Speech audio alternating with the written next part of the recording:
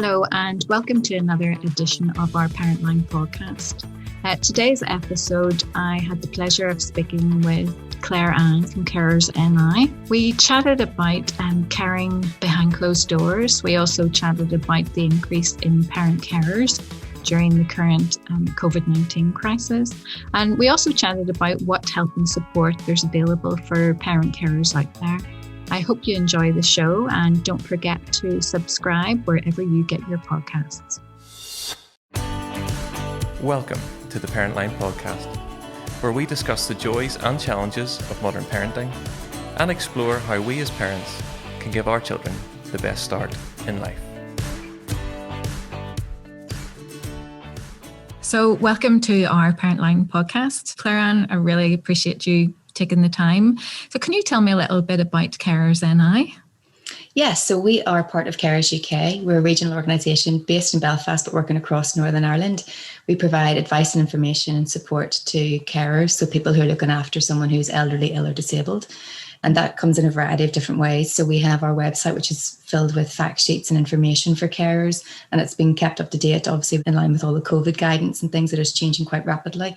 But we also provide a regional advice line service. So similar to your own advice line, we're supporting carers that way. So it's a small enough team in Northern Ireland. There's only 3 of us. So our advice line runs 5 days a week. And at the moment, we're taking on average about 300 calls from carers across Northern Ireland on issues ranging from financial support, right? How are we getting, we've no money at the moment, or there's not enough money coming into the house, how are we getting some financial support, right through to how do I access carers assessments or carers allowance, or even just some of the emotional support that is being really required, I suppose, at the moment. The other element of our work is very much around training. So we work with carers groups across Northern Ireland and other community and voluntary organisations and employers actually to deliver training and support for their staff or for their members who may be caring, giving them an idea of what rights and entitlements they have. And then we also do, I suppose a big part of our work at the moment is very much based around the policy side of the house, very much focusing on getting more rights and services in place for carers. And it's been I don't need to tell you this, it's been a bit of a struggle at times. The workload has been huge at the moment and it's very hard to keep up with everything. But the policy and campaigning element is something that we're very keen to do because, as I'm sure we'll talk about later on and throughout this discussion, the legislation and the strategies and the supports for carers are very much outdated and are in desperate need of a revamp and sort of brought into the 21st century, I suppose. And there's a bit of momentum building too, which is good, but we're starting to see some movement now on the hill with some of the stuff in relation to carers, which is great. And are there many carers in Northern Ireland? And also, is there a difference? Because people may not know if there is a difference actually between, when you speak of a carer, sometimes I think of, the way I look after my mum, I would care for my mum, or it's different to how I look after my children. Is there a distinction there? Well, to start off, I mean, the census data shows there's probably about 220,000 carers in Northern Ireland now. That's obviously pre-COVID. And we've always felt that was a huge underestimation because a lot of people, as you rightly say there, don't actually even see themselves as carers sometimes. They just see themselves as a daughter looking after an elderly mother, or perhaps, a parent looking after a child with a learning disability. But sure, that's part of what I'm supposed to do anyway. That's my role. And whilst I don't like putting labels on people, actually sometimes by identifying yourself as having that additional caring role, it can open the doors to a few other services and supports. Everyone's caring journey is very unique. I mean, there's no 2 caring experiences will be the same by any stretch of the imagination.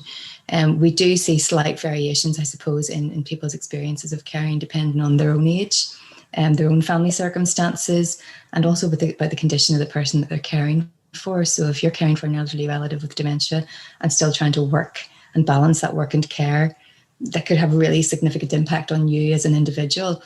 Whereas maybe if you're caring for somebody and you don't work and, it's maybe only, you're caring maybe 6 to 7 hours a week, maybe call into the house just to check in they're okay and you're providing more emotional support, but that maybe has a slightly different impact on you. Okay. So it does vary from caring experience to caring experience.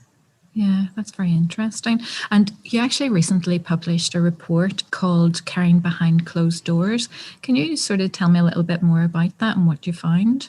Yeah, so this was actually the second survey and report that we've done through COVID. We did one back in April, and I suppose really initially the April survey and report was very much about capturing the initial fears and concerns of carers across Northern Ireland and indeed the UK. And that was very much around, not having enough information, access to information. Special educational schools just closed or day centres are closed. What are we doing next? Who's going to provide these services and supports? And there's a lot of concerns around PPE and the spread of the virus. They still are existing. Those issues are still certainly there in our second report, which we issued there just a few weeks back. But what we're seeing now is actually the impact that having to care for that long period of time is now having on carers here. So in the October survey, we had 761 responses from carers in Northern Ireland, and 85% of carers said that they were providing more care now than they were pre-COVID. And that was mainly due to local services reducing or closing, so day centres maybe closing, or even community and voluntary sector organisations weren't able to provide short break provisions that maybe they had done before. But also because the needs of the person that they were caring for became more complex. A lot of carers had sort of identified that whilst the person they care for might have had a physical disability, actually the mental health issues through COVID have really started to exacerbate. They didn't want to leave the house at all. They were getting really anxious, and maybe were having issues of just flying off the handle at the very littlest things and that. So, and sort of outbursts that maybe weren't normal to them. So the needs of the person caring for became more complex, and therefore the caring role became more complex.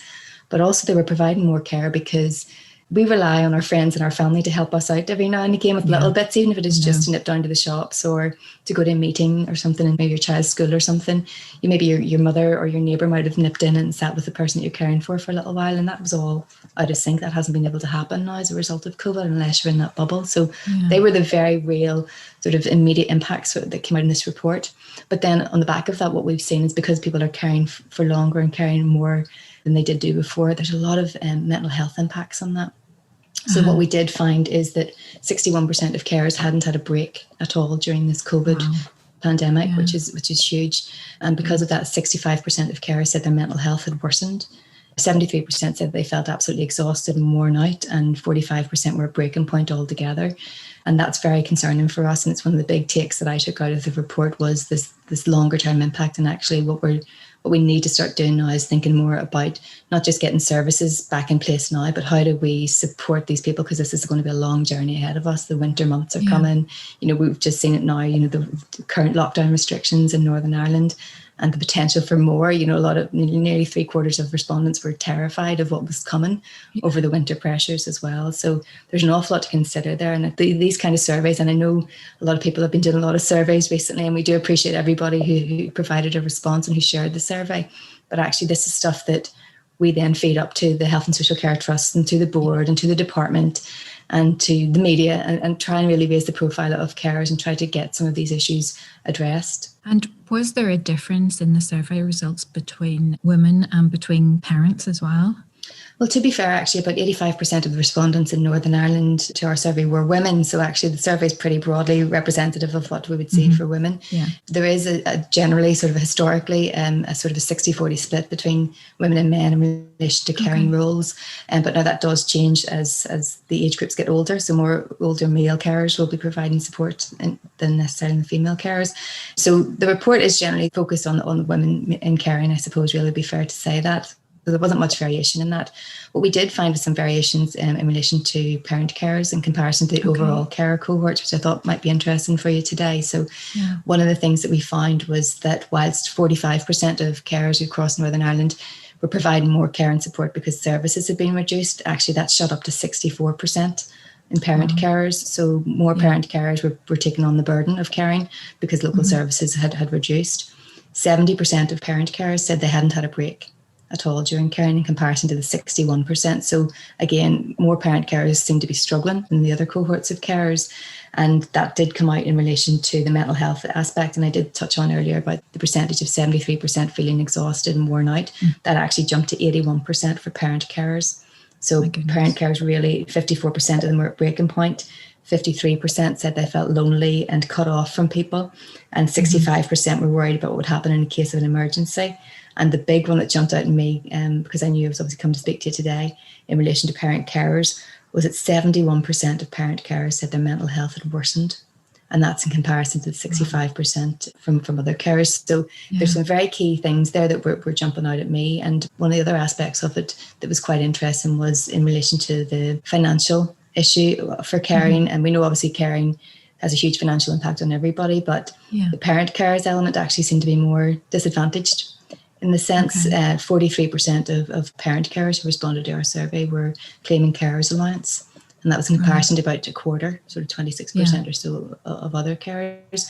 You know, so we were finding more parent carers were struggling to make ends meet. They were spending more money in caring. Obviously, if they've got the young person who maybe might have been at school for most of the day, particularly thinking back to the early days of lockdown, you know, if they were at school most of the day, perhaps you're spending more money on maybe Netflix subscriptions or food, heating. I mean, I know myself, my heating's always on at the moment, you know, and that's just with me in the house.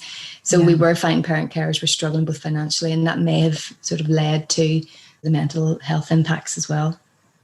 Yeah. And what do carers say would actually help them cope in the current situation? So broadly speaking, carers did sort of have the same general sense of what they would like to see put back in place to support them. But I pulled out the parent carer one specifically for this discussion. And the top of the list, as we would probably expect to see, is more support from health and social care trusts and local services. Really, access to breaks and replacement care were top of everybody's list, particularly parent carers. There was a sort of a third area around a rise in Carers Allowance, which is the main benefit that some carers are entitled to, and increased financial support was a big one too. One that did come up, and it came up actually top for most carers, and particularly for parent carers, was more help with contingency planning. So that whole idea of what happens if something happens to me, who looks after my child, or, you know, what's going to happen, what's going to be put in place there. So they were the main headlines of what parent carers particularly wanted to see introduced. Parentline has seen an increase in the number of parents contacting the helpline around a lot of issues, but one of them is about that financial aspect. So what financial help is there available for carers? Because I'm sure there are some people that are caring now that wouldn't have been caring before, and they're not aware of what support there is available. Yeah, unfortunately, Carers Allowance, which is the main benefit for most carers, does have quite a strict eligibility criteria. So I would suggest that you make sure you get that checked out. You can either get a benefits check. I mean, we can offer that through our advice line, but Make the Call or similar can offer that. Carers Allowance is £67.25 a week. It's not a huge amount of money, really. When you break it down to the fact that it's based on, you have to prove you're providing 35 hours care a week or more. So it really works out about £1.92 an hour. I don't know anybody that would work for £1.92 an hour. No, you wouldn't expect anybody to do that. So, but we're expecting carers who, and only those who are eligible to do it. So in order to be eligible for Carers Allowance, the person you're caring for has to qualify for one of the benefits. So the likes of PIP or DLA, for example, for one of the qualifying benefits, you have to be providing care for 35 hours a week or more. You can't earn more than £128 a week. Can't be in full-time education. You have to be over 16 years of age. Now, one of the good things that did come out of, I suppose, COVID in the sense is for Carers Allowance, they have allowed those 35 hours to include emotional support, which wasn't there before. So pre-COVID, you know, your 35 hours had to be practical supports that you were delivering, whereas now they've included emotional support as part of that COVID response, which is good. But as I say, it's not open to everybody. It's not available to all carers. And actually, I think there's only about 40,000 carers in Northern Ireland actually receive Carers Allowance. But even the ones that do receive it, Clare-Ann, I don't think that really reflects the job that they do. Absolutely not. I mean, we've heard the stat bashed around an awful lot. You know, carers are saving the Northern Ireland economy £4.6 billion per year. Wow. And that was before COVID. And we know that carers are taking the brunt of the COVID burden at the moment. So that figure's bound to be a lot higher. It definitely doesn't, in my opinion, anywhere near meet what it should be offering for carers. And I suppose the issue around financial support's always been, it's been a long-standing one. We are doing a campaign at the moment as part of Carers UK called Fairer for Carers. And we'll be stepping up that campaign now this winter to try and encourage, I suppose, Department of Work and Pensions in London and the equivalent of Department for Communities here in Northern Ireland to really do something to look at the Carers Allowance element of supporting carers, because it's pittance, really. And we've seen our colleagues in Scotland, for example, have taken Social Security as a devolved matter, so they have taken that on, and they have rejigged the Carers Allowance and the financial support they're given to carers in a more positive way, I would say. Mm-hmm. They've introduced supplementary payments for carers during COVID. So they had, I think, an extra £200 sort of going towards those who are in receipt of carers allowance back in June. And they'll offer another one now coming up in December as well. So it's definitely an area we need to see Department for Communities doing a bit more on and trying to support more carers. The financial impact of caring is huge for a lot of people who can't work, and we get calls to our advice line on a regular basis. People who are sort of maybe sitting in that borderline area, maybe working part-time. And to take your point back again, Ellen, about women, particularly providing more caring roles than men. Women tend to be in those lower paid part-time positions. And they're the ones that are calling us saying, I need to decide whether it's actually worth my while to work because I can't do both at the minute. How much can I physically earn and how much can I get if I go on a benefit? So a lot of women are coming out of work just to provide care, and they're getting this pittance, I suppose, the £67 a week just to do that and to save the state an absolute fortune in the long run. Yeah. And it just seems to me as if, over the years, the services and the financial support to carers has been reducing for a good number of years. So do you think that more people are having to step in because of those cuts? So there's more people having to take on a caring role that you may not actually know about? Absolutely. I mean, it does come back to that identification of seeing yourself as a carer in the first place. But we did a piece of work earlier in the year. All my reports are blurring into one at the minute, but I can't remember if it was Carers Week or just before that. We did a piece of work that showed that during COVID, there's an estimated 98,000 new carers in Northern Ireland just as a result of COVID. So, I mean, there are a lot of people that maybe don't know that they've just been sort of thrust into the caring role. And for some people, caring can happen like that. You can be just thrown straight into it. If you have a cancer diagnosis, for example, or a child has a diagnosis, or there's a car accident or a stroke or something, new carers could be just thrust straight into it. And their immediate concern isn't, can I get carers allowance? Their immediate concern is about the person that they're looking after. And so sometimes it takes them a while to come around to the idea of what caring is actually going to look like for them and whether or not there is support out there for them.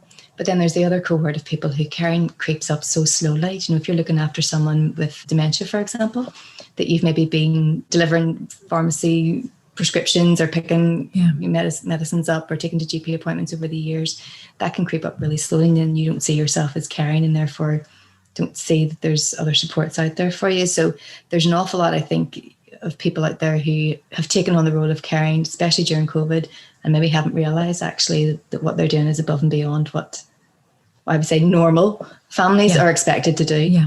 And I think that's something that we need to be doing a lot more of. And it's certainly discussions we've been having with the trusts and the board and the department, about raising the profile of carers. And, any one of us can be a carer at any given moment. And how do people know where to go to get that support if it happens to them? Yeah. Actually looking at the executive and the trusts and the policy side of what you do, I mean, what would you like to see the executive and the trusts do to support carers? Oh, how long have you got? It is one of those. As long as you want. Here's a wish list. I suppose realistically at this moment in time, we do want to see the trusts and the board really putting a lot into the reset and recovery plans and supporting carers and delivering services back as soon and as safely as possible. And I completely understand, with COVID around, we can't just open the day centres to everybody who had that access to before. There's obviously, health and safety issues we need to consider and infection control. And that's absolutely right. And so it should be. But we need to do something. And we need to see the trusts working with the community and voluntary sector as well, who have stepped up hugely throughout all of this. I mean, you'll know yourself how much the work the community and voluntary sector have done to alleviate some of what would have been additional pressures on the health and social care trusts had it not been for them. So we want to see the trust doing a bit more around that. And we also want to see the trust doing a bit more co-production, I suppose, with carers, particularly in relation to those reset and recovery plans, and making sure they're communicating with carers about what might work, what would they like to see happening, how would they like to reopen this particular day centre, what would that look like, and how would that work for them. So we definitely need to see that. I think in the longer term, medium to longer term, we need to see the executive coming together to do more for carers. We need, I think I said earlier, our carers strategy is 2006. The Carers and Direct Payments Act was released in 2002, and they haven't been updated since. We need to see more up-to-date guidance and legislation for carers to support them in their role, whether that is in one specific Carers Act and sort of encompassing everything, or whether that is through different pieces of legislation. I know some MLAs are currently working on private members bills that will have an impact on carers, whether that's around carers leave or direct payments. We know the mental health strategy, for example, we're doing a lot of work at the moment in the carers section of the mental health strategy, and we'll make sure we get stuff in there that will support carers who are looking after someone with mental health issues, but who could also then support other carers by the same thread. So there's definitely a lot of stuff that we would like to see happening, but as with anything, it's a slow process. It's taken a long time. We are in the process also working very closely with a few MLAs. One in particular is hoping to set up an all-party group on carers, which we're hoping is going to take place now this month. And we hope that will shine more light on the carers issues. And we do feel that there's been a lot of momentum in relation to carers recently, whether that's through media, whether it's through the likes of our report, whether it's through social media, for example. You can see the issues that carers are facing every day on social media, and we're using that momentum as best we can. And we're trying to work with other community and voluntary sector organisations and carer-led groups themselves to see what we can do collaboratively to make sure we're keeping the pressure on Stormont Executive. The difficulty is that whilst carers predominantly sits within health, it's not solely a health issue. So you've got young carers, for example. So we talk very much about, parent carers. If you're looking after other children within that household, those siblings become carers by default. So we'll have younger carers involved as well. And, what can we do to support them? There's got to be stuff that needs to happen to give them a bit more, I suppose, support with their education as well, and understanding from the education's point of view. So we need to work with the Department of Education for that. They don't currently collect stats or data on young carers in the education system, but we also need to work with the Department for Economy as well. So we've got a lot of carers in work. 15% of our workforce in Northern Ireland are juggling work and care. And again, that's only the ones we know of, but we've got to work with employers, and we've got to work with the Department for the Economy to make sure that carers are getting that flexible working, that flexible working requests are being granted. Maybe the introduction of carers leave, which is one of the private members bills that one of our local MLAs has taken on board as well.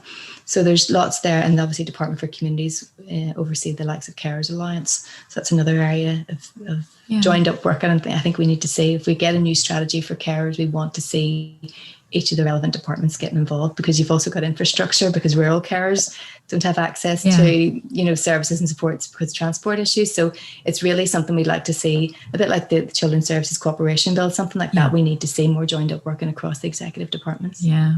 Can I actually take you back to, you were mentioning about employers and people working in a caring role.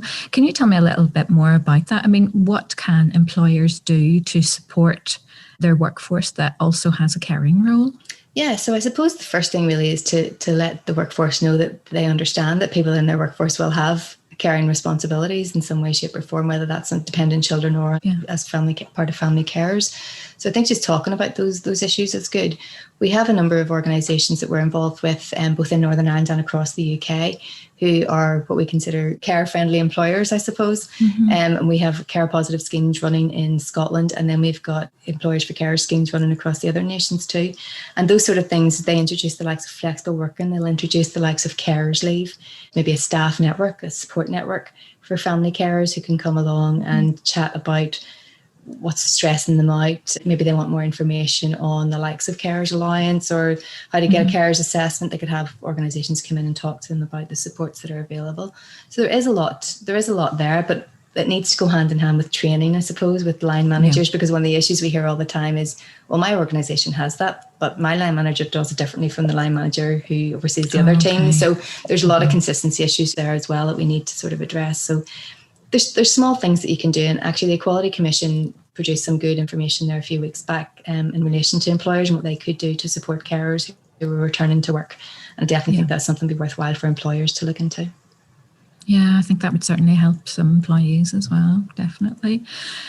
So Clare-Ann, like I said before, we get a lot of parents phoning Parentline. So what advice would you give parents listening to this podcast, especially ones that are stressed out at the moment? They've had a couple of weeks with kids off school. They are also not just caring for their children, but they have family members that they're caring for. What advice could you pass on to them? It's going to sound hard, but try and take some time for yourself. You just, if anything, the report that we produced recently, and I know it's not easy to do that, but there's lots of information on both our website and I'm sure your own in relation to looking after your own health and well-being and self-care and the importance of that. And I know it's easy for me to say that, but it is vital that carers particularly do take some time out of their day to sit back, to read a book, to get sleep when they can, to have a conversation over the phone with somebody. You know, we are finding a lot of carers feeling very lonely and isolated as a result of everything that's going on at the minute. So do reach out. And if you have somebody in your family, or you know somebody in your street is a carer, you reach out to them. You know, it doesn't have to always be the carer doing the reaching. You reach out to them, give them a wee phone call, see how they're doing, try and catch up with them. I would say there is a lot of support out there for carers. I mean, you can find a lot on our website. There's fact sheets on everything from how to access a carer's assessment right through to, you know, when caring ends or changes, actually, when things start to maybe you've lost a loved one as a result of COVID, or your loved ones, maybe you're having to think about those decisions about moving into nursing homes and things. There's a lot of information there that can maybe ease some of that stress from you. So I would say have a look at those. If you're doing a carer's assessment, if you have a key worker involved in your family, talk to them about getting a carer's assessment, and make sure you do that contingency planning. For a lot of carers, that concern, that worry, what will happen to the person I care for if something happens to me? Yeah. If you can at least alleviate some of that and have some of that down on paper, that, you know, a health professional knows what your wishes are, they can obviously do that. And obviously the likes of yourself, Parentline is a great sort of resource to have for parent carers in particular. And certainly we can offer advice particular to caring. If anyone wants to give us a call, on our numbers 90439 843, or if you want to drop us an email at advice@carers.ni, we'll get one of our advisors to come back to you and hopefully help you, signpost you in the right direction. Well, that's great. Thank you so much, Clare-Ann, for joining us today. Thank you for having me.